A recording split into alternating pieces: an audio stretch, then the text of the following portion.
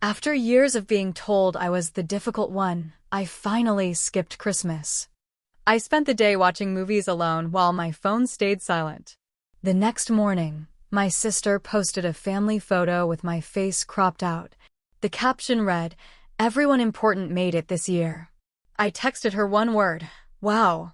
She replied, "You always ruin the mood anyway." I didn't respond. 6 months later, she showed up at my door, crying. I closed it without saying a word. I grew up in Dayton, Ohio, in a neighborhood where people left their porch lights on even after they went to bed. My family always made a big deal about holidays. Christmas especially. Our house would light up like a damn landing strip. My mom started playing carols after Thanksgiving. My dad always untangled the lights while humming off-key. Candace, my older sister, would bake cookies and post every moment on Instagram with captions like, "Family time is the best time." Me? I was the difficult one.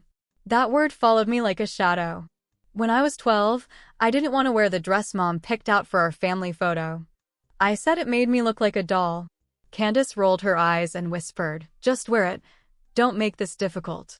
From then on, it stuck.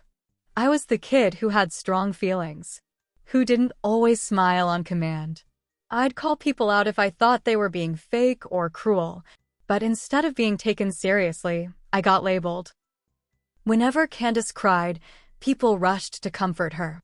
When I cried, I was told I was overreacting. Even into adulthood, nothing changed. I was still too much. Still the problem. Candace got married young. Her husband, Brad, is the kind of guy who thinks every conversation is a debate. He's passive-aggressive in that way where you're not even sure if he insulted you until an hour later. They had 2 kids and immediately became the perfect family. Matching outfits. Posed smiles. The works. After our dad passed, everything shifted. He'd been my anchor. The only one who'd look me in the eye when things got tense at the dinner table. After he died, I felt like I was drifting. I kept showing up to family events out of habit, but it was never comfortable. It was like walking into a room where no one really wanted you there, but they'd be too polite to say it. Until last year. That Christmas, I finally hit my limit. Therapy had helped me realize I was bending myself in half for people who couldn't even bother to ask how I was doing. So 2 days before Christmas, I texted our family group chat and said, "Hey everyone, I've decided to stay home for Christmas this year. Wishing you all a warm and peaceful holiday." No one replied. Not even a heart emoji. Christmas Day, I stayed in my apartment. I watched movies, ate Chinese takeout, drank wine, and cried a little. It was peaceful, but also kind of haunting. I kept glancing at my phone, half hoping someone would check in. Nothing. Then the next morning, I opened Facebook. Candace had posted a family photo, her, Brad, the kids, and Mom in front of the fireplace. Everyone in red and green. The caption made my stomach drop. "Everyone important made it this year, red heart Christmas tree." I looked closer at the photo. Something felt off. Then I realized what it was. The image had been cropped. It was last year's photo. My sweater sleeve was still barely visible on the edge. She had cut me out. I stared at the screen for a full minute before I texted her one word, "Wow."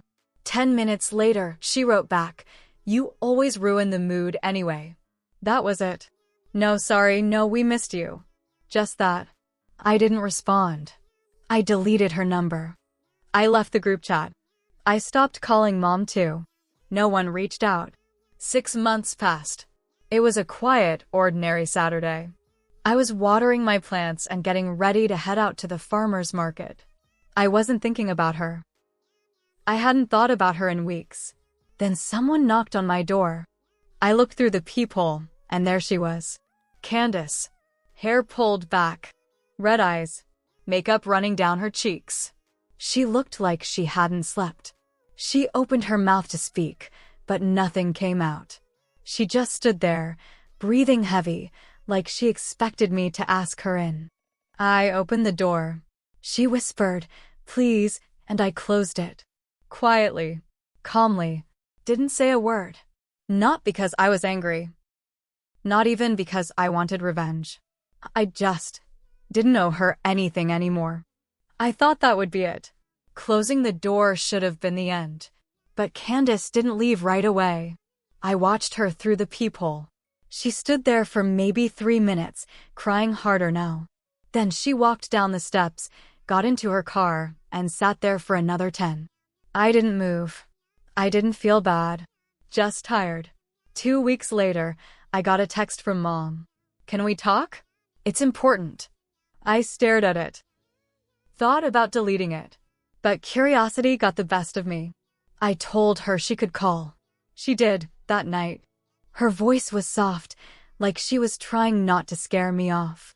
Honey, I know things have been hard between you and Candace. I didn't say anything. She went on, but she's going through something. Brad left. Just walked out. Took the kids and moved to Indiana. She's a mess. Still, I stayed silent. She's been staying with me. She's asking for you. That hit me harder than I expected. Not because I wanted to see her, but because it felt manipulative. Like I was being reeled back in just when I finally had some peace. She needs her sister right now, Mom said. I finally spoke. She made it clear I wasn't family. She didn't mean it. She did, I said. She meant it every time she called me dramatic. Every time she talked over me. Every time she pretended I didn't exist. Mom was quiet. Then she said something I wasn't ready for. I let her treat you like that. I'm sorry. I didn't know how to answer. I just sat there, staring at the wall, my throat tight. A few days later, Candace sent a letter. A real one. Handwritten. It was 3 pages long. She wrote about how she'd spent years trying to be perfect. How she always felt pressure to be the favorite, the one who made things look easy. She said it made her mean even when she didn't realize it. She said she remembered every time I cried. That she'd tell herself I was overreacting, but deep down, she knew I wasn't. She just didn't want to feel like the bad one. She wrote, when Brad left, he told me I was impossible to talk to. That I always made everything about me. That no one could ever feel heard around me. And I thought, damn, that's what I did to you. She ended it with, you don't owe me forgiveness. I just wanted you to know I finally see it. I finally see you. I read it twice. Then I folded it up and put it in a drawer. I didn't write back. Not yet. But I wasn't done, either. Because as much as she claimed to understand now, a letter doesn't undo years of silence. Or being told you're hard to love. A few days later, I did something I hadn't done in years. I reached out to my cousin Rachel. She had stopped coming to family events years ago, after a falling out with Candace too. We weren't close then, but we had a long coffee together, and all the pieces started coming out. Turns out Candace didn't just hurt me. Turns out there was a pattern. Rachel and I met at a little diner on Far Hills Avenue. She looked different than I remembered, calmer, stronger maybe. We hadn't talked in nearly a decade, not since that fight she had with Candace that got her pushed out of family holidays. She slid into the booth across from me with a tired smile. I always wondered if you'd come around, she said. I blinked. Come around to what? She stirred her coffee and gave a short laugh. To seeing Candace the way the rest of us do. Rachel didn't hold back. She told me about the final blow-up she had with Candace years ago, after Rachel's miscarriage. How Candace had said, maybe it wasn't meant to be. Some people just aren't cut out for motherhood. Rachel walked out of the baby shower right then. No one followed her. No one said anything. I haven't spoken to her since, Rachel said. And not one person asked why. Not even your mom. My stomach turned. I remembered that shower. I remembered being told not to bring up Rachel because it would stress Candace out. Rachel leaned forward. You're not the only one she's erased. That word, erased, hit me hard. Later that night, I couldn't sleep. I kept thinking about how many other people Candace had cut out or shoved down. How many moments were dismissed just because they didn't fit her image of what things were supposed to look like. Then something strange happened. One of Candace's old high school friends messaged me on Facebook. I didn't even recognize her name at first. Amanda. She wrote, "Hey, I know this is weird, but I saw you liked Rachel's post. I wanted to say I'm sorry for what your sister put you through. I went through something similar with her a long time ago. If you ever want to talk." I didn't reply at first, but I clicked on her profile. She had shared a blog post a few months earlier titled, "When the Narcissist in Your Life is Family." There were comments, some anonymous, some not. A few mentioned Candace by name. I wasn't sure what I was feeling. Anger? Relief? It was like I had uncovered a hidden file in my brain. A week later, I got another letter from Candace. This one shorter. She asked if I would meet her and Mom for dinner. Just to talk. "I won't push," she wrote. "You deserve to say anything you want. I'll listen." I stared at that line. You deserve to say anything you want. I wasn't sure if it was honest or just another performance. But I agreed to go. And not for her. I went because I had things I needed to say. Years of them. But what I didn't expect was what Mom told me once we got there. Right after we ordered drinks, she leaned in and said, "There's something you both need to know." Candace looked confused. So did I. "I was diagnosed last week," Mom said. "It's breast cancer." Silence. She reached across the table and grabbed our hands. "I'm going to be okay. Caught early. But I don't want to leave this life with things unsettled." That changed everything. Or at least, it felt like it should. I sat there staring at my mom, trying to process what she'd just said. Cancer. The word felt heavy in the air. Candace went full emotional, tears, gasps, promises. "We'll get through this," she said, squeezing Mom's hand. "We'll all be there for you. Right, sis?" I didn't answer. She looked at me again. "Right?" I finally spoke. "You don't get to say that like we're all close. Like none of this happened." Mom gave me a look. That quiet, tired look she used to give Dad when he was about to say something she didn't want to hear. "Sweetheart," she said. "We don't have to do this now." "No," I said. "We do." I turned to Candace. My hands were shaking under the table, but I didn't stop. "You made me the problem for years. You told people I was dramatic, unstable, hard to love. And they believed you. Because you were louder. You smiled more. You kept the family image looking perfect." Candace's face twitched. "That's not fair.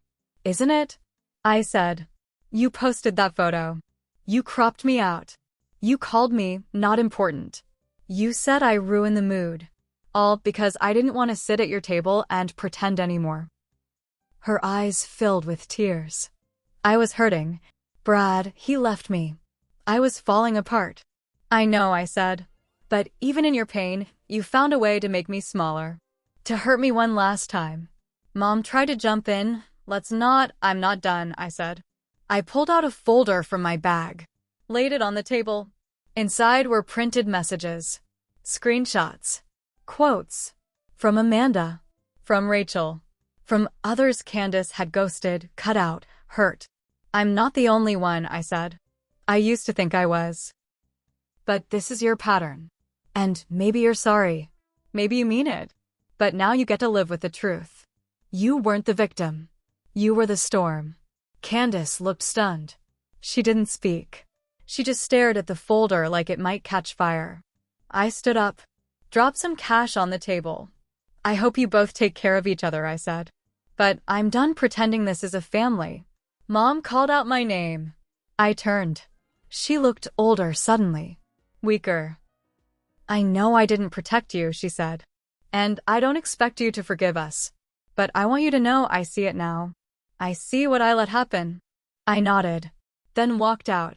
That night, I sat on my couch and reread Candace's letters.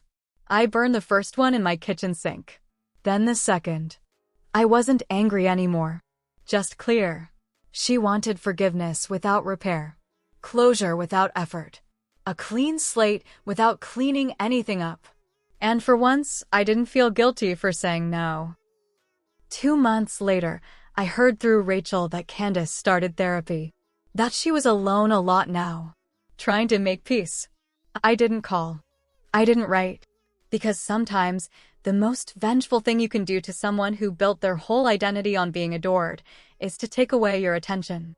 To let them sit in silence. To leave them out of the picture forever.